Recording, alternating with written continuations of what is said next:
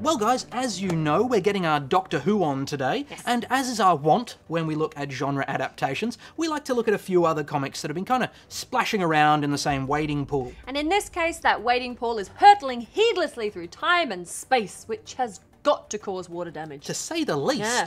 And now, because we like to keep things balanced, we've got something from Marvel, something from DC, and something from Image. It's so balanced you could stand in the middle of a seesaw with a set of scales. That is a weird analogy. Yeah. First up, from the House of Marvel, we have Avengers Forever, written by Kurt Busiek with art by Carlos Pacheco.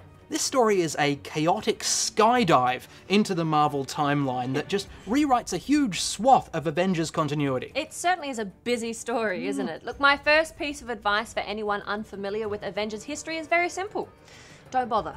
On the other hand, if you're familiar with the lives of Steve Rogers, Hank Pym, Janet Van Dyne, Clint Barton and the rest, then you'll likely eat this up with a spoon. Yeah, it is one of those stories, isn't it? Heavily dependent on prior knowledge, but it's still one hell of an entertaining ride. As the time-travelling meddler Immortus shows the true extent of his machinations, from the very beginnings of the Avengers on into their potential futures.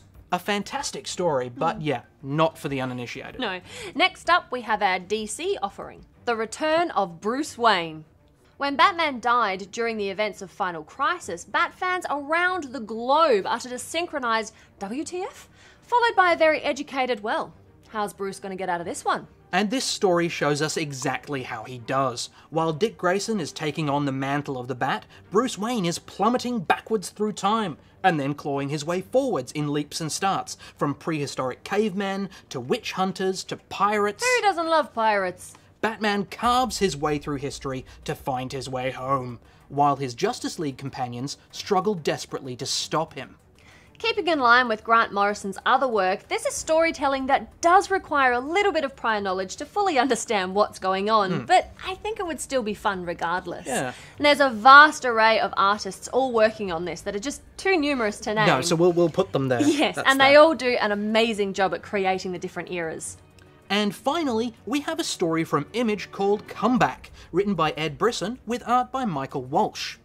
A very clever little time travel story that plays around in the world of crime fiction. Yeah, and it fits in rather well with our theme because one of the main characters, Mark, looks a hell of a lot like David Tennant. Yes, he does. Yes. Mark and Seth work for a company called Reconnect, who provide the very illegal service of travelling back in time to save people from premature death, as long as their families pay them $5 million. But the shady dealings of the company go further than that. Unlike our last two books, Comeback doesn't require any kind of prior knowledge. It's self-contained and a very classy crime story that just happens to be filled with confusing time travel back and forth. A really great story that you'll want to read again and again just to make sure that you've got it all. Yeah, so one thing is for sure, I think. Time travel remains a device that can provide thrilling storylines and unexpected twists. So whether you're a robot traveling back to try and kill the leader of the human resistance, or a teenager making sure that your parents kiss at the Enchantment Under the Sea dance, time travel is here to stay.